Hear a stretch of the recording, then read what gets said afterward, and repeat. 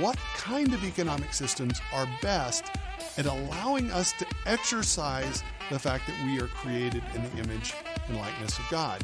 Now keep in mind that if you take tiny steps towards any goal, it's just a matter of when you're going to reach it. Scarcity is the first lesson of economics. Now, the first lesson of politics is to forget the first lesson of economics. If you don't provide real, actual value to people in exchange for the money that you're asking for in return, you will lose over time. We can see the economy as a social web that God has created for people to serve each other with their work. We have the Word of God that provides for us a foundation for knowledge, for truth, for beauty, for goodness, for dignity and value in human beings. We have the Word of God that provides for us things like this. Ready? Thou shalt not steal. Ethics on the legitimacy of wealth and entrepreneurship individually. Secondly, postmillennial eschatology, that is, the kingdom of God expands across the earth before Jesus comes back in final judgment.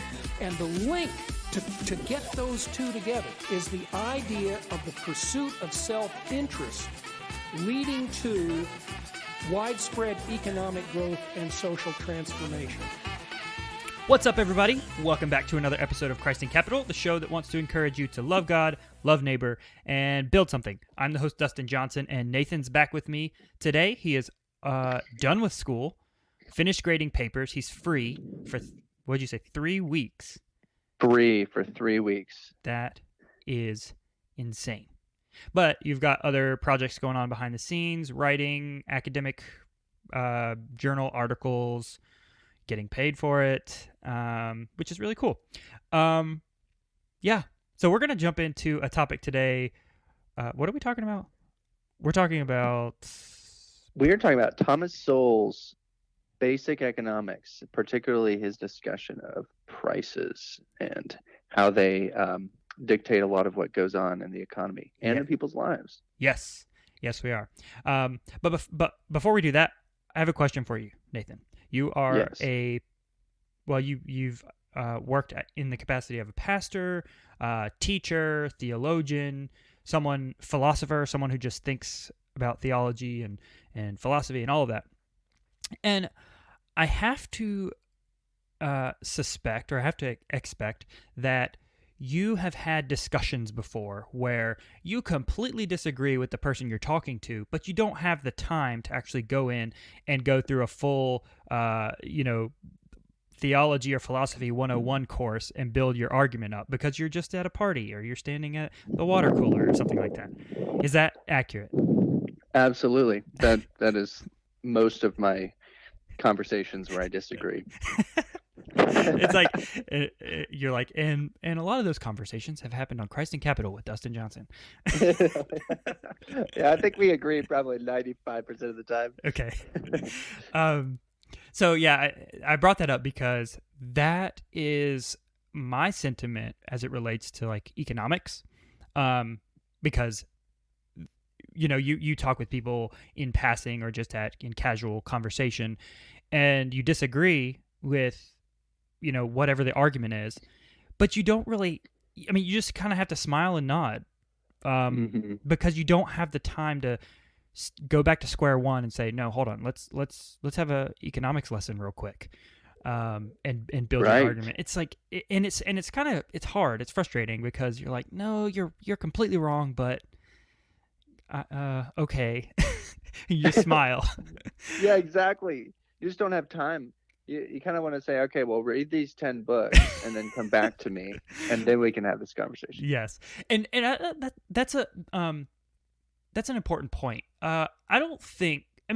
Not everything that we do in the world, not all of our thought processes, should be vetted based on the fact that they are immediately agreeable. I don't know if I phrased that right, but like a lot of times we either accept or dismiss arguments because how they immediately sound, right? Right. It's just easy to see the logic, but I don't think God intended the world to be that way. We're intended to like actually understand the world seriously and dig back into the logic and the philosophy and the theology of all that we're doing and all that we're thinking, all of that. But a lot of times that's not what governs, cultural sentiment and all of that, because it's just not. It's more difficult. So right, yeah, no, you're absolutely right. The truest things. I mean, there's a reason why we use the word profound. Profound means like dug down deep, which means in order to get to profound truths, you have to do a lot of work, a lot of research, reading, thinking, digging. But those profound truths then can't be explained and immediately understood in quick sound bites. Yeah. Yeah. So you're kind of at a crossroads. Mm-hmm. Yep. And which,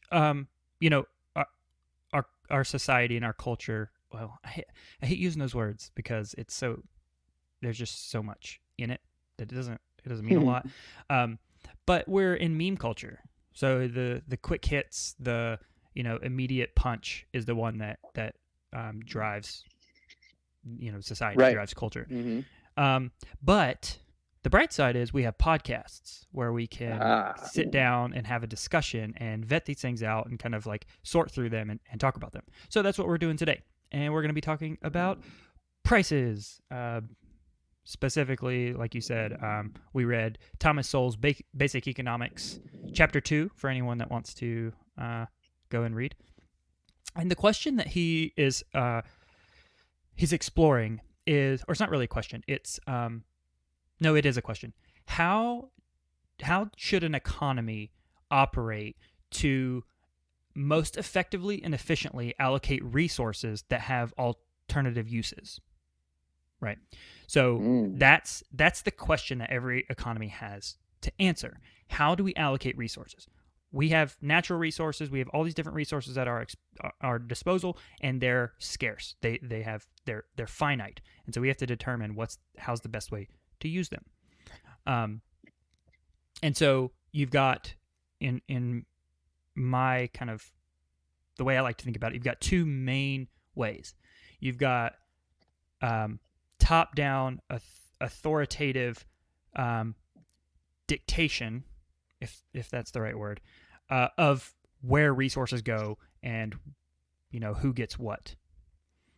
Or you have bottom-up resource allocation based on this thing we call the free market pricing mechanism, where the information that the locus of control or the locus of the decision making is at the local level with individuals making transactions themselves. Okay? Right. So I want to go into a little example, but do you have something that you want to kind of like throw out there before we start like going into examples? Yeah, I thought that was a good summary. It's really, I think getting that scarce resource piece is really important. That some people, we just kind of forget that all resources that have any value are scarce. And so you can't produce an infinite amount of anything that requires scarce resources. Mm-hmm. And often those scarce resources could be allocated to several different kinds of production. And you're going to get into some examples in a second. But so then you really do, I mean, this is a problem that faces every economy everywhere. It's how much do we produce of certain products, given that there is only a certain amount of resources going around, and there are a lot of products that need those resources. So like you said, do you have a command economy where you have some sort of power structure or central government or central planning agency or whatever that dictates what's produced and where those resources are allocated? Or do you have some other more organic mechanism, such as people making choices as to what they want? Yes. And I think that was the word that I think summarizes it, or organic. Because right now, I'll just throw out there, we're going to advocate for the free market system, the free market pricing system. Spoiler alert. But yeah, it's as you're going to see, it's kind of this thing that's built into the fabric of nature. And that sounds kind of a little spiritual or a little kind of like esoteric, but it is. It's a natural thing. Yeah, and it's just you'll kind of get a sense for what I'm talking about whenever we start going through these examples. So yeah, let's just dive in. I thought the best example to dive into this was Thomas Sowell's example of the cheese, ice cream, and yogurt situation. And so I'm gonna read it. Basically, he was saying, giving an example. He said, consumers not only want cheese, they want ice cream and yogurt as well as other products made from milk. How do prices help the economy to determine how much milk should go to each of these products? Right? Milk has to go to these three products. How do we determine what milk goes where? In bidding for cheese, ice cream, and yogurt, consumers are in effect also bidding indirectly for the milk from which these products are produced. In other words, money that comes in from the sales of these products is what enables the producers to again buy milk to use to continue making their respective products. When the demand for cheese goes up, cheesemakers use their additional revenue to bid away some of the milk or buy up some of the milk that before went into making ice cream or yogurt in order to increase the output of their own product to meet the rising demand. When the cheesemakers demand more milk, this increased demand forces up the price of milk to everyone, including the producers of ice cream and yogurt. As the producers of these other products raise the prices of ice cream and yogurt to cover the higher cost of the milk that goes into them, consumers are likely to buy less of these other dairy products at these higher prices. So, in a nutshell, the way that I like to think about that is, it's all based on supply and demand. Everyone is supply. You've got this network of suppliers and demanders of these products, and in this instance, he has cheese and milk and yogurt.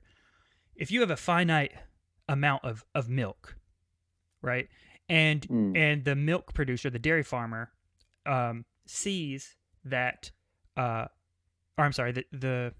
me just step back. You have a finite set amount of milk, and cheese of these different products, cheese is the highest priced or gets the best return. More milk is going to go towards that cheese because the person who's making the cheese is willing to buy more. Right? He's willing he's demanding more of that cheese, and so he's gonna pay more for the cheese than the ice cream maker or the yogurt maker will. Right? Mm-hmm. As soon as that milk changes hands and it goes to the cheese, well, the supply of milk that is available to go to the ice cream and yogurt depletes, right? And when the supply goes down for those products, their prices go up as well. Okay, so you've got this situation where more demand for cheese actually makes the prices of ice cream and yogurt go up as well. And you're like, oh well, that's unfair. Ice cream maker's never going to get ahead. Hold on, not so fast. As soon as the cheese producer gets all of this supply, and all the supply comes in to make his cheese, and he produces a ton more cheese, and the supply of cheese goes up. When the supply goes up, the price goes down, right? And so the supply of cheese goes up, prices start to fall because there's more cheese available to the consumers.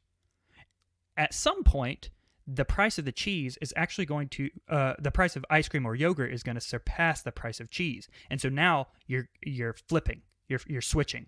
The milk that was going to cheese now is going to start going to ice cream or yogurt because it's like this eternal flux of what's being supplied and what's being demanded is always going to meet demand. It's always going to flow to what's most valued, right? Mm-hmm. So you've got this fluctuation of prices, and it's like it's just a natural thing. No one's sitting there actually saying cheese should be this price, ice cream should be this price, yogurt should be this price. It's based on the transactions that are going on in the market and what supply and demand is doing, and it's eternally in flux, right? It's always changing. Yeah, and that's why you can even see it from community to community. The prices are going to change for certain things. Yep. This is one of the things that he brought up. A lot of people kind of simplistically say, well, prices go up because producers are greedy. Right. And they're like, well, they're motivated by making a profit. Absolutely. but the price is only going to go up as far as there is demand for that product, and as far as it isn't going to be undercut by another competitor. Right. So or a substitute. Yeah. Or a substitute, right? Because he brings up how you could have certain things like we'll say yogurt. If the price of yogurt goes up too much, people might just look for a yogurt substitute. Right. Well, fine, I won't eat yogurt, but I'll eat something else that is kind of like yogurt.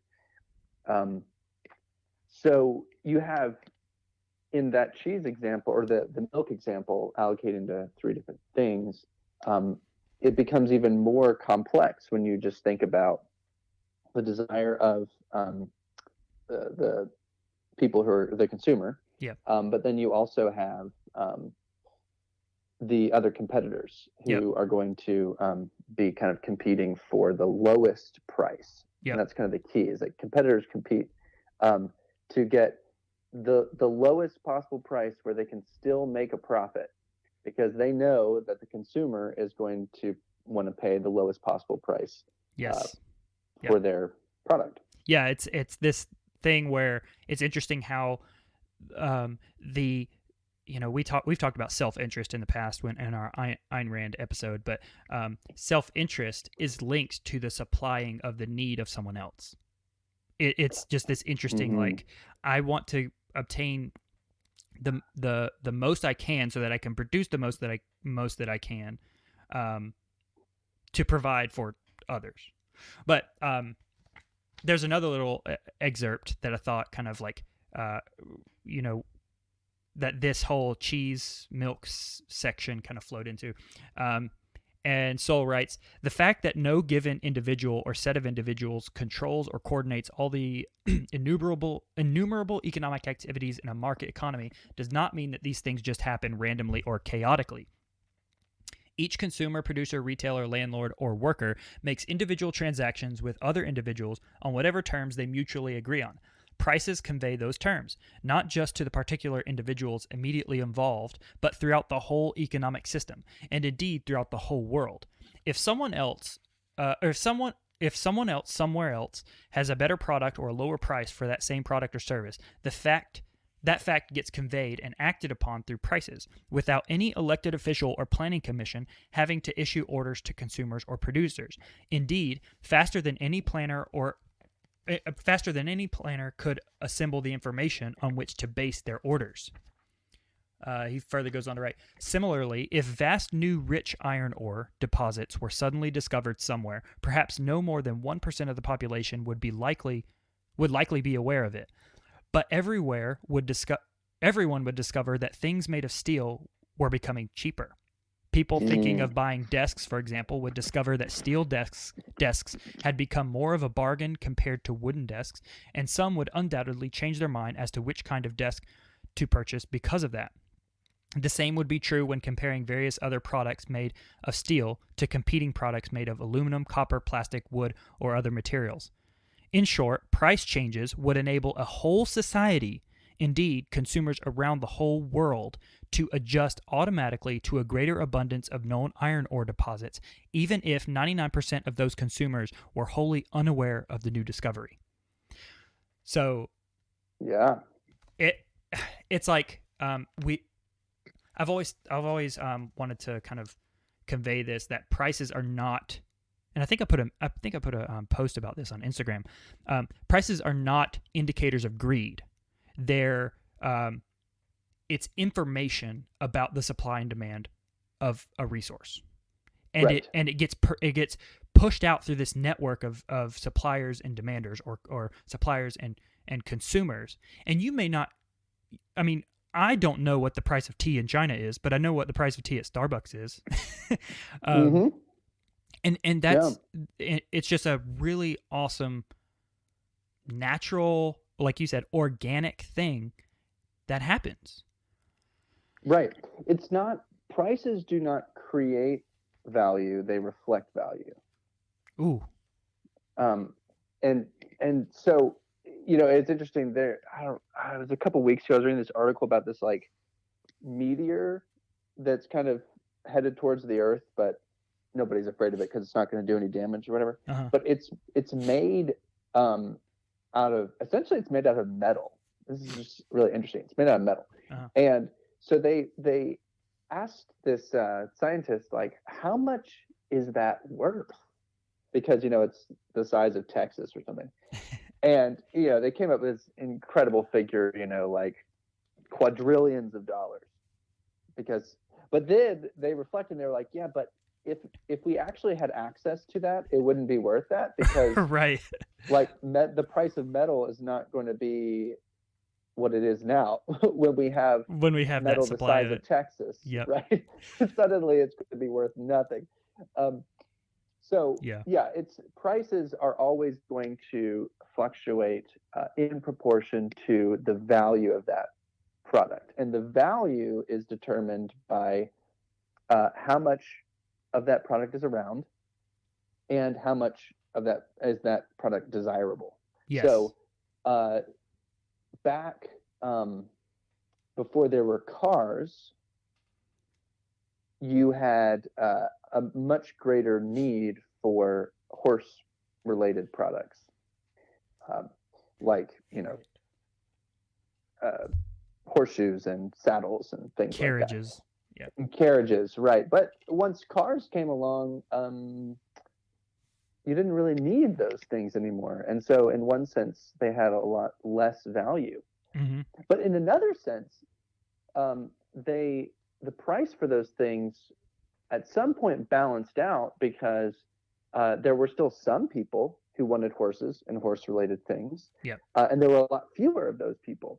So the price for those things over time kind of regained its footing and reflected the fact that it was still valuable and that there were the demand was a lot less, but the supply was also a lot less. Yep. Yeah. And so it just kind of balances out over time. Yeah, and if you think about, well, first of all, are you using a horse example because of any specific reason? Well, my wife is I say that she's a horse person, but then she says that means that she's a centaur. But she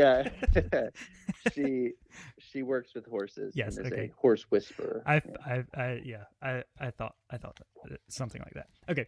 And if you think of that example that you just had, where cars come in, they're more demanded. That has an effect on the demand of horses, but there's also downstream effects from that as well. When there's less demand for horses, there's less demand for horse breeders, right? Right. When there's less demand for that, whatever horses eat, hay makers. Zinger. They don't, there's less demand for their stuff, right? And then there's less demand for the seed people who grow whatever horses make, and there's just this ripple effect that happens all throughout the economy. That's why the example of the meteorite, if that were ever to happen, that would be horrendous because of the far-reaching immediate effects that would have. Right. Throughout the whole economy, right? So, right, and your example right there of trying to kind of trace down the line, the effect on all these different consumers, all these different producers, professions, and resources. That is just an example of why it's almost impossible to have a central planning office dictate the economy, because nobody sitting at a desk thinking about things is going to be able to understand the ramifications for any shift that happens down the line, right? And even if they were able to, they wouldn't be able to respond in time to all those shifts. By the time by the time they got the information available to them and were able to process it and calculate it and all that stuff, it's different. It's changed. It's different. Exactly. So instead, since somebody has to determine prices and somebody has to determine how to allocate resources, why don't you have a multitude of people who have a vested interest in their little piece of the puzzle, who have a specific expertise on their specific part of that economy. Yes. Who's making that decision. So if the farmer who's making hay, he's only looking at the supply and demand of hay, he sees that the demand for hay is going down because not as many people need horses. So he, only looking at that one specific thing, can now make the requisite shift. Yep. He's going to charge more for hay, and then he might look to also plant something else to supplement. Right? He's going to make that shift for himself. You've got the guy who makes the horseshoes is looking specifically at the demand for that. Yes.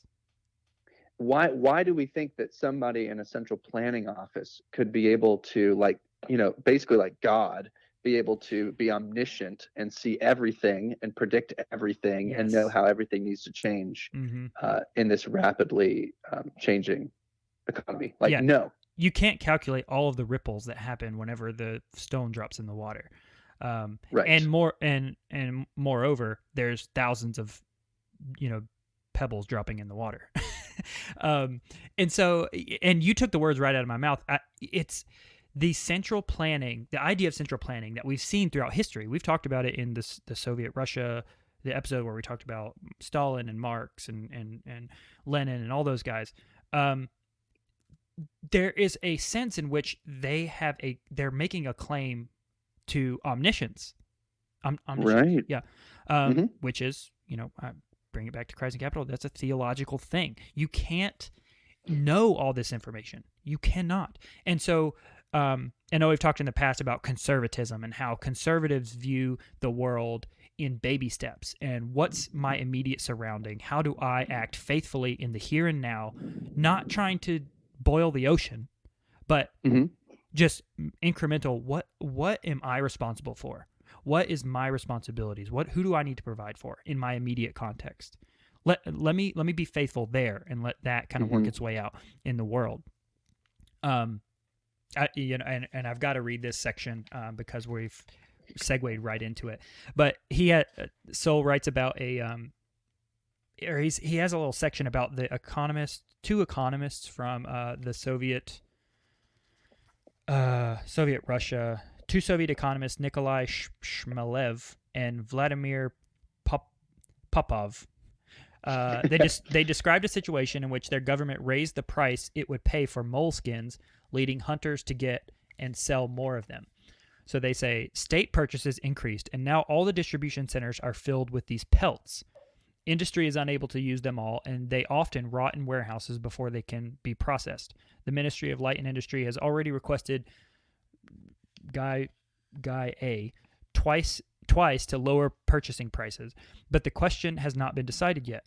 And this is not surprising. Its members are too busy to decide. They have no time. Besides setting prices on these pelts, they have to keep track of another 24 million prices. Oof. He goes on to say, the more fundamental problem with central planning has been that the task taken on has repeatedly proven to be too much for human beings in whatever country that task has been taken on. As Soviet economists Shmelev and Popov put it, no matter how much we wish to organize anything rationally without waste, no matter how passionately we wish to lay all the bricks of the economic structure tightly with no chinks in the mortar, it is not yet within our power. He then goes on to write, during the last years of the Soviet Union, Boris Yeltsin, who was, you might know who Boris Yeltsin is, I don't know, later destined to become Russia's first post-communist leader, was equally struck by what he saw in a capitalist economy. So listen to this. Everyone who's listening to this podcast, just listen, and think about how privileged we are in America. He says, a turning point in Yeltsin's intellectual development occurred during his first visit to the United States in September 1989. More specifically, his first visit to an American supermarket in Houston, Texas. The sight of aisle after aisle of shelves neatly stacked with every conceivable type of foodstuffs and household item, each in a dozen varieties, both amazed and depressed him. For Yeltsin, like many other first-time Russian visitors to America, this was infinitely more impressive than tourist attractions like the Statue of Liberty and the Lincoln Memorial. It was impressive precisely because of its ordinariness. A cornucopia of consumer goods beyond the imagination of most Soviets was within the reach of ordinary citizens without standing in line for hours. And it was all so attractively displayed. For someone brought up in the drab conditions of communism, even a member of the relatively privileged elite, a visit to a Western supermarket involved a full-scale assault on the senses. That is awesome. Yeah. I mean, a supermarket. A supermarket. That's great. I think it's just a perfect illustration. You have a society that did the command economy experiment, and they were competing at the same time with the U.S. doing the free market experiment. Yep. And you can see it right there, the comparison and what ended up happening. And I think this is an example of where we go off if we only talk about corporate greed. Like, yes, those corporations that are providing all of that food on the supermarket shelves are trying to make a profit. And yes, a lot of those individuals are greedy and probably, unpleasant people. Yet Right. at the same time, a single mom can walk into that grocery store and she has food options for her kids, right? And she doesn't care if the CEO of Kellogg's is a greedy jerk. Right. She's got 12 different cereals all competing for her dollar. Yeah. The market is always seeking out the supply of products is always seeking out the demand constantly. It's going to flow naturally to where it is being demanded most. And anytime we get kind of outside of that and we start imposing governmental regulation or some disinterested third party wants to act to place controls on that because we are, loving and we don't want people to, pay certain prices for certain things, you're going to make it inefficient. You're going to make it less effective. The supply is not going to reach the demand. You're not going to get the mother in the supermarket having multiple options for cereal. You might not even have any cereal. If the economy doesn't operate the way that it naturally is predisposed to. Right. And I think this goes to another example he gives about how central planning offices can never know what people need. They can try to guess, but in the Soviet Union, you had the long lines just to get like one tomato. Right. Because tomatoes were scarce, but then there was this overabundance of other resources and commodities that are just sitting in warehouses rotting because they've got too much of it. Yeah. And it's like, oh, we didn't think about that.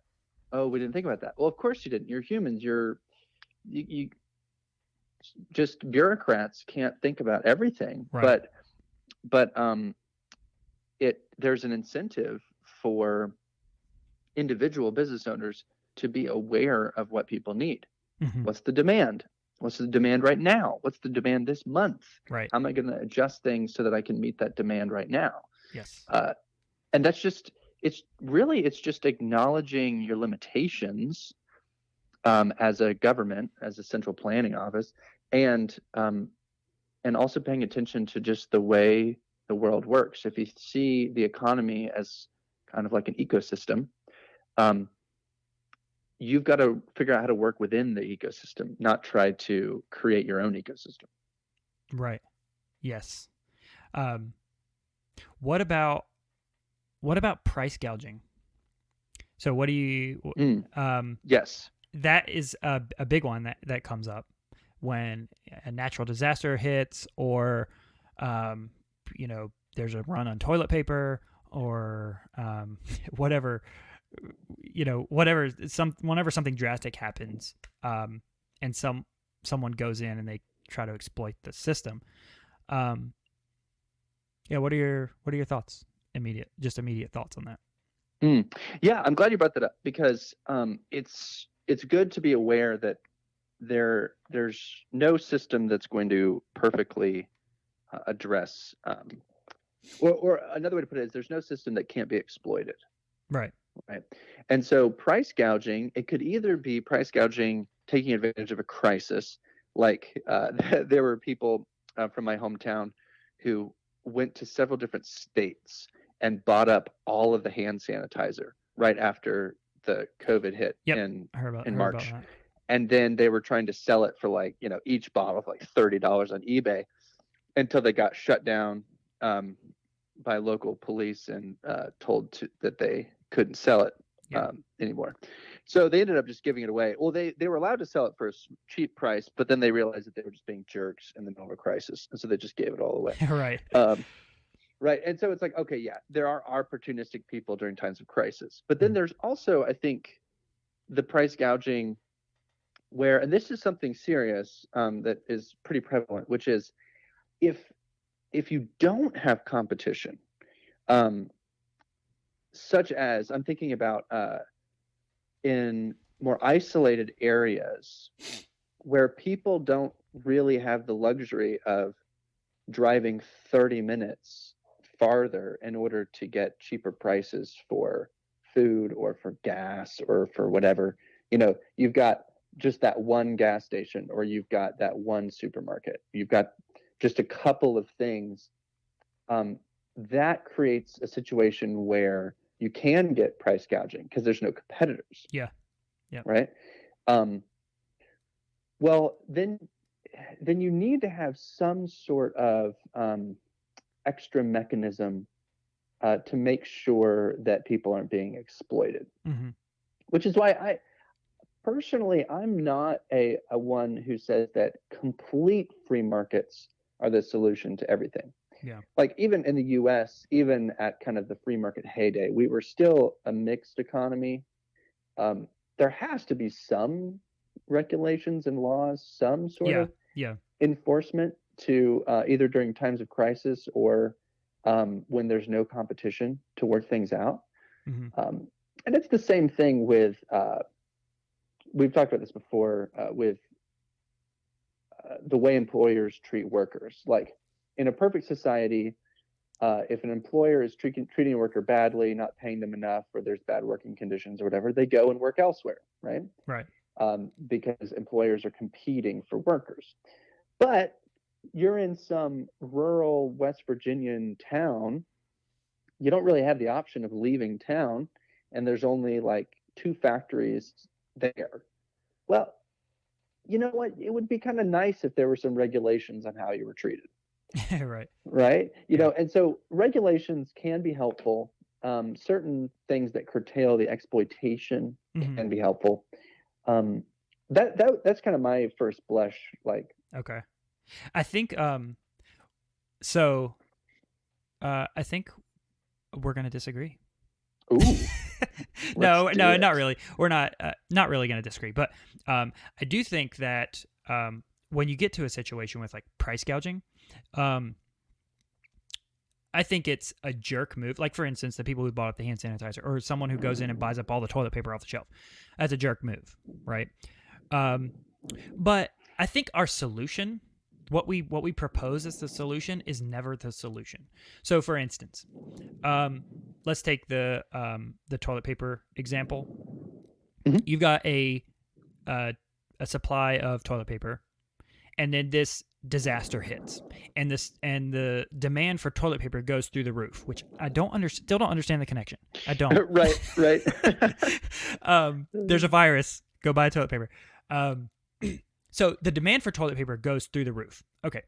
Now, if I were to say cap the price at what it is right now, before the crisis, someone's going to go in and buy it all because the demand for that product is super high, and the price of it you've capped, right? And so no wonder the store shelves get gone. I mean, the toilet paper gets gone off the store shelves. Right. And then I think what you do when you let it just kind of go is it sends signals throughout the economy that more supply is needed here, right? Mhm. It tells Yes. producers from all over the place, more supply here. It says, okay, we're running low. Look at the margins, or look at the price that toilet paper is running for over here. If you let it rise with the demand, right? Immediately after the disaster, you're gonna say, oh my gosh, I cannot believe what the price of toilet paper is. That's crazy. That's ridiculous. Who could ever allow this? But the producers from 2 states away are saying, oh man, look at this. Ramp up production. Let's go. Let me get in on this huge price increase, right? And so they start ramping up production. They can justify it because they're going to get a price that's a certain, way higher than what they normally can produce, right? Because they can justify the forecasted income. They start shipping products in drastically into that area. As soon as the price or the supply starts going up in that area, because these new producers see this new opportunity, the price drops, right? It drops back down, and it drops down to equalize to where demand is. And so all those producers producers of toilet paper who originally didn't have anything to do with this market here in, let's say, North Carolina, now have said, hey, look, there's a market open in North Carolina that we can reach because of the price. And they ship the supply in, the price goes down. But what you do when you cap the price, when we get into the fields, is we cap the price. There's no justification for the producers somewhere else or whoever else to ship products in. They can't, because they operate at a loss. And so the supply stays low, but the supply stays low because someone went in and took it off the shelves. They bought it all, right? And then the demand is still there. You've got people wanting their empty store shelves, and I think what it does is when you let the price just rise with supply and demand, you let it freely go. What it does is it makes the person who got to target first, it makes them think twice about getting that extra bag. It makes them question whether they actually need that extra bag, or if someone else needs it more than them, right? Because the price is higher, you've got to pay more for that. You better, you're going to ship, dole out the extra $1, or are you going to say, actually, I'm good with what I have. I'll leave that one for the next person. Yeah, no, I think that's well stated. And that's definitely what Sowell argues. He gives the example of power goes out, people go to buy flashlights. If the prices stay low, then a family might buy a flashlight per family, per person in the family, buy 5 flashlights. And then you have whole families who go without flashlights. Yeah. Whereas if the demand for flashlights goes up and the price goes up accordingly, then a family might think twice and go, I'll only buy 1 flashlight or 2 flashlights. And that means that it's available for everybody. Yeah. I think that's good. I think my only question would be, one, can the recognition by suppliers always happen in time to ramp up production and head to that area where the demand is high? Right. Will it always happen in time? And also, will it always happen in rural areas? So if I'm a supplier, am I really going to be tuned in to what's happening in small towns? Right. Or am I really only going to be tuned in to higher demand in cities? When we're talking about a town of 6,000 people, as opposed to a town of, 1 million people, or a city of 1 million people. Yeah. That's kind of. Yeah. I don't know the answer to that. No, I think that's a legitimate concern. We're talking about the immediacy and the speed of the information And I think my only point is that, yeah, we've got issues like that we should think through, but our solution to it normally is not the solution that we should be employing. Right. It's not cap the price immediately, because that's going to make the problem worse. And so, there's lots of things. You saw this. Well, this is interesting. You saw how different businesses just made their own choices when kind of COVID hit and everybody freaked out. Was like Aldi would say you can only buy one package of toilet paper per person. Yeah. And I don't think that was like a city mandate. I think that was them saying the supply is coming, but we don't have the supply yet. And we know people are like for no reason buying up tons of toilet paper. So we are going to just make sure that people don't buy more than they need right now. Yeah. Well, but they're free to do that. Yeah, definitely. That should be their prerogative.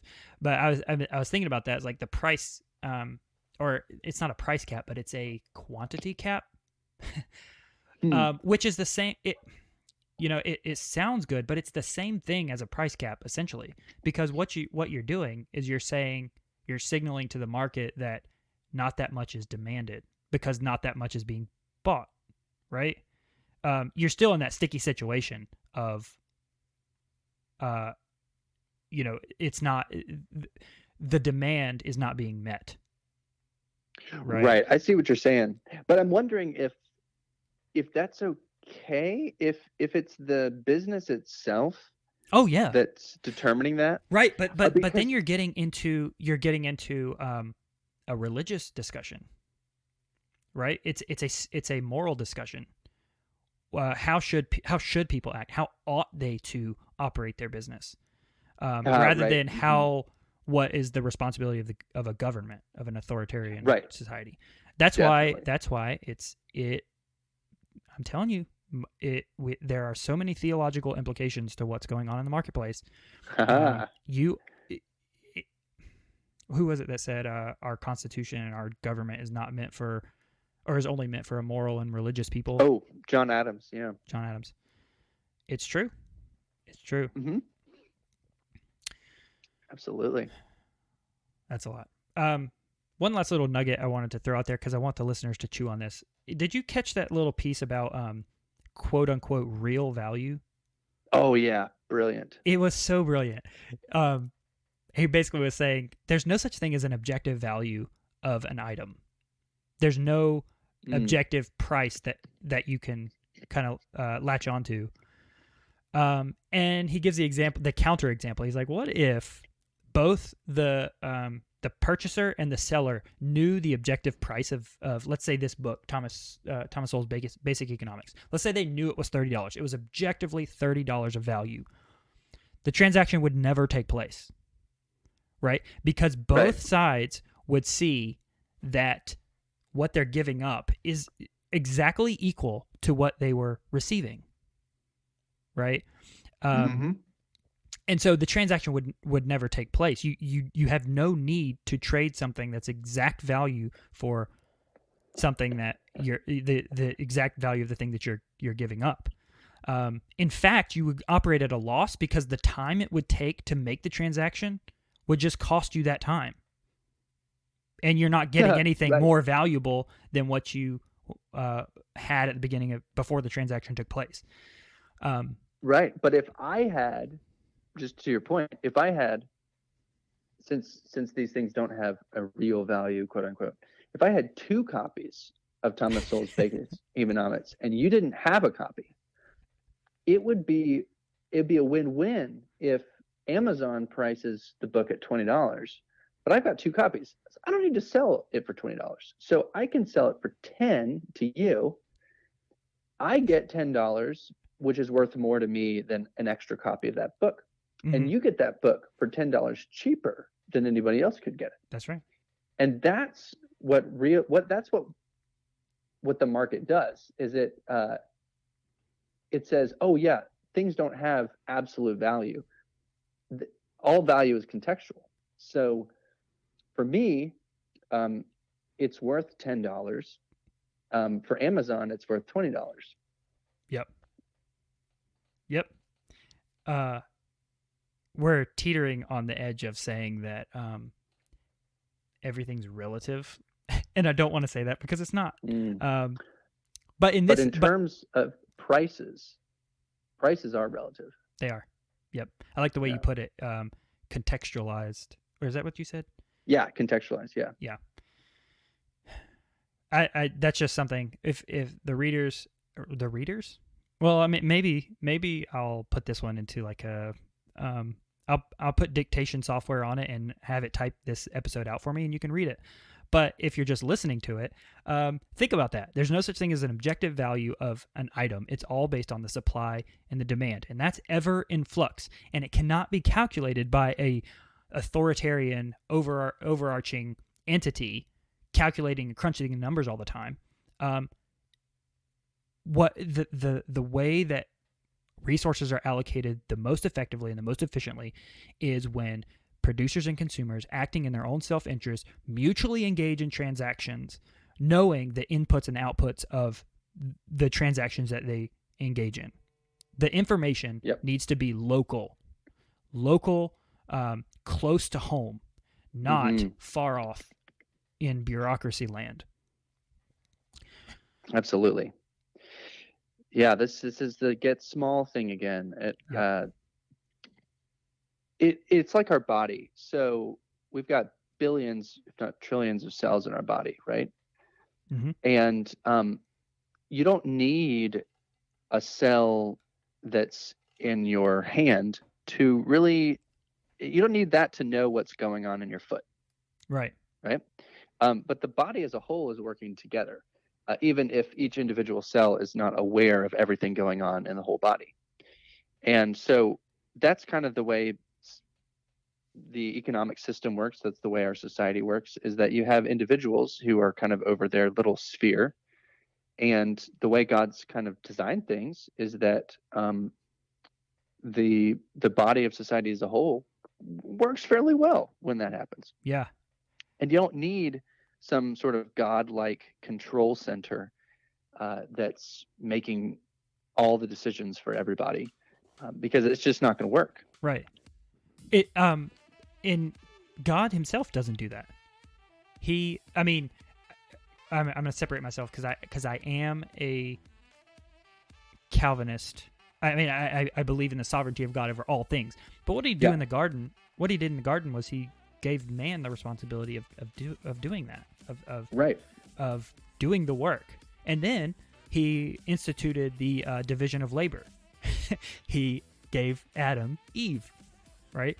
I don't think they were going to be doing the exact same thing, right? They're doing different things. Right. They were made for different things. They are by design meant for certain things that the others was not. But that whole mechanism works together for this glorious whole, that neither one of those two or three were, they weren't required to look over the whole thing and manage the whole thing. They were required to trust God and operate in their immediate context, be faithful in what they've been required to do. Amen. Economics 101. That's right. I think the takeaway for Christians is to focus on your sphere and to do your work to the best of your ability, and trust the Lord that He's going to orchestrate things on the bigger scale. Like I don't have to be concerned about every other thing that's going on in the world. Yeah. Even though it's all connected and it's going to affect me in certain ways. The prices of milk is going to go up and down. Things are going to happen. Yep. I don't need to be trying to vote people into office that are going to control those things as a surrogate God for me. Right. I can just pay attention to my sphere and then trust the true God to take care of me and my family. I love it. I'm telling you, where I think this was a good example of pulling out the theological implications of economics. And that's what we set out to do with this podcast. So, yeah, awesome. What, do you have anything going on that you want everyone to know about, Nathan, before we kind of sign off? Well, Hannah and I are very much looking forward to Christmas with Hannah's family. Okay. So that's what's on my mind heading into next week. Gotcha. I hope everyone has a fantastic Christmas. I hope everyone, even during COVID. I hope everyone had a fantastic Christmas, because this is going out after Christmas. So. Oh, is it going out after Christmas? Yes. Well, you can. I hope you had a great Christmas. All right. Yeah. Let's sign off. All right. I always have trouble closing these out because I'm like, well, I'm not good with goodbyes, so you can always love God, love neighbor, and build something.